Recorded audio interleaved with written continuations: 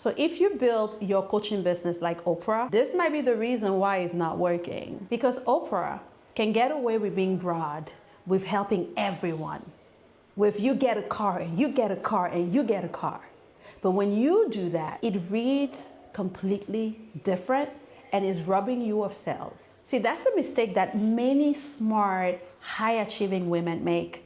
They go up and Google somebody else's business model and say, I got it. I can implement those strategies into my business, and it gets them in trouble all of the time. I'll give you an example. There's a coach on the internet. Her name is called Laurel Portier, and she has a course called I think it was called $7 ad. Now I think it's called the $5 ad. And her business model is a membership. And so she charges $5, $7 a month for this membership and teaches people how to run ads. That business model works for her. However, if you were just starting out and said, oh, okay, I shouldn't be charging thousands of dollars. I should do what Laurel does. I should be charging $5, $10 for this membership. You may be in trouble. What you don't know is that Laurel runs ads. She runs ads to that offer and probably loses money every time somebody enrolls. It costs her more, probably, given the way ads are today, to enroll somebody into her membership. But why would she lose money enrolling people? Well, because her business model is based on the fact that her membership is her first offer, is her base offer. In that membership, she has other things, ways that she upsells her audience. Now, if you had never joined the membership, you wouldn't know that. What you would think to yourself is I am overcharging. I'm overcharging because if Laurel Portier, with all the years of experience, expertise she has in the coaching industry, is charging $5, who am I to charge $100, $1,000, $5,000? You'll be doing yourself a huge disservice. If you're a woman who is sitting at the crossroad, who feels like she's hiding in plain sight and still has so much potential inside of her and has no idea how to really unlock it. I'm talking full unlock, being able to 10x whatever it is that you're doing right now by tapping into your limitless power. I want to invite you to join our waiting list because in a few months, I'm launching a program that's going to radically change the way that you do life. So all you have to do is click on the link in the description box to join our waiting list so you can be the first one to know when we launch this incredible hands-on program. Thank you. So understanding where you are and what you are trying to accomplish in comparison to all the other players in the market is going to be a game changer for you. Now let's get back to Oprah. Oprah made her money speaking to a specific audience, an audience that was broad, an audience of people who wanted to elevate their life, who wanted better. And that's millions of people that were tuning in to listen. And she covered all type of topics, from molestation to empowerment to your sleep. Remember when she used to have Dr. Phil come on the show? She covered a gamut. I mean, any topic you can think of, Oprah Winfrey probably covered it. She was broad. The issue is, if you are launching your coaching business and you say, I'm going to be broad, for whatever reason, maybe because I have different things I enjoy, maybe because I'm versed in different aspects. I can talk about real estate. I can talk about mindset. I can talk about relationship. You are already failing before you are starting because a confused audience won't buy. Secondly, with that, the algorithm will not know who to serve your content to. Wouldn't it be nice if the algorithm, if the ads, if they knew intuitively that the same woman who likes relationship advice is also the same woman who might be needing to buy a new house, is also the same woman who might need to lose some weight? It would be great if the algorithm understood that your different passions and expertise and experiences could really be that same one woman. But the algorithm does not understand that. And so you will confuse the algorithm, you will confuse your buyers because they will say, I mean, think about if you go to your doctor and your doctor is like, oh, how's your stomach? And by the way, I can also help you purchase the house next door. And by the way, I also have a cleaning agency. And by the way, I can also sell jewelry. When you check out, go ahead and buy some jewelry. You will question the doctor. Like, hey doc, what we doing? And so confused buyers don't buy. So trying to have mass appeal like Oprah did when building your coaching business is the fastest way for you to get overwhelmed, to not stand out in the marketplace, and to repel the very thing that you want, which is you want an audience, you want to build community, you want to generate sales. So the real problem is that you might be building thinking like a media house versus like a transformation coaching business. And that's costing you so much money.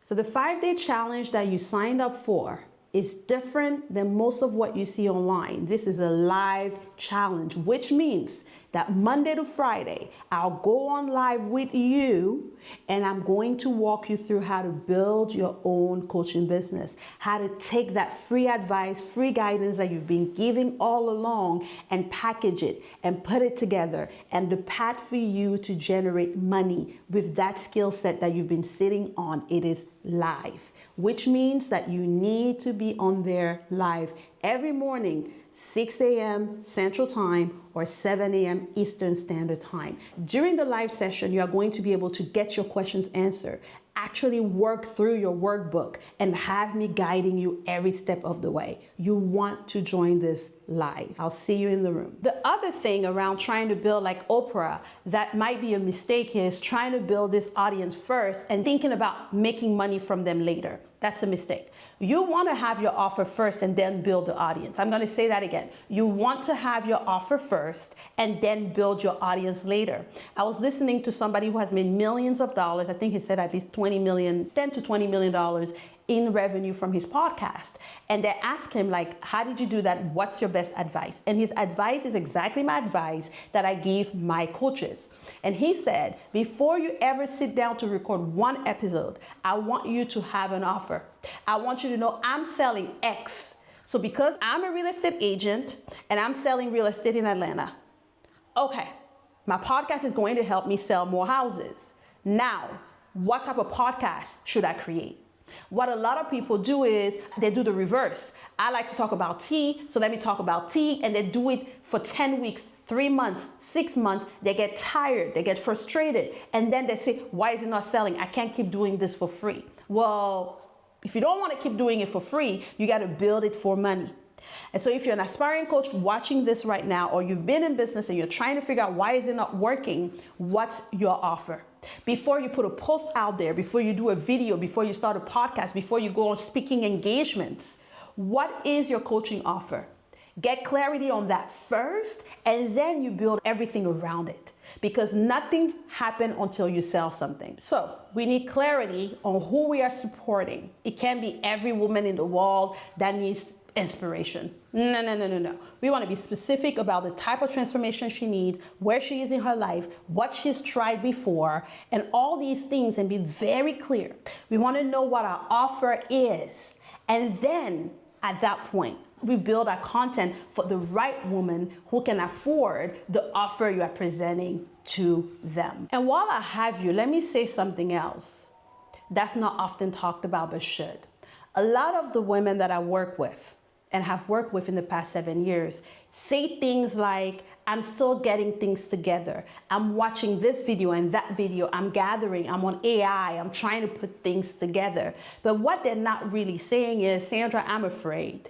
And it's easier for me to do the busy work. It is easier for me to be inspirational than to pitch something. It is easier for me to roam around the same mountain years after years than to tell the truth. And the truth is, I am afraid, I am terrified to put myself out there, because if I put myself out there and it doesn't work. Now listen, Sandra, I didn't care that it didn't work when I was doing Mary Kay and Amazon drop shipping, because those things were not what I feel like I was called on earth to do. But for a lot of coaches, they feel like coaching is something that they were called to do. It's a calling, and it scares them. I get it. Every single client I've ever worked with was terrified, was scared of taking that leap. And this is why the Oprah Winfrey comparison matter. Because some of you are trying to build something that will never be your thing.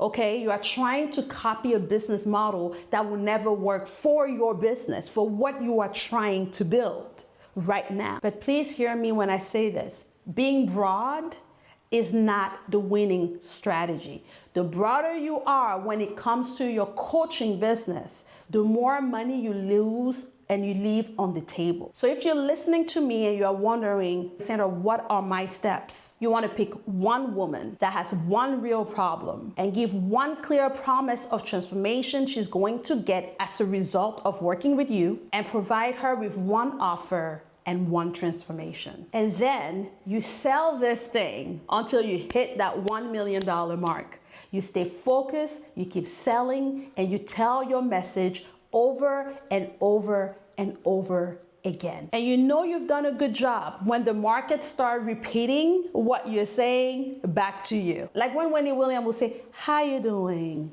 She did it every single day, to the point that when people saw her, "How you doing?" That's exactly what you want with your message. And that only happens when you are laser focused and you've repeated your message over and over and over again. So the lesson here is, no, you should not try to build your business the way Oprah Winfrey built her media company. Instead, you want to build a business that matches the current phase that you are in your coaching journey. Because the good news is you don't need millions of followers to get paid and make a good living as a coach. You do not need a massive platform to get paid. And you don't need to be famous to get paid either. What you do need is clarity, it's structure, and you need the courage to stop hiding in plain sight. And so if that's where you are right now, where you've made the decision that this is your time and this is your season to build your business, I've put the link to my calendar below this video. Go ahead and book a call. We'll sit together and we'll map out a specific strategy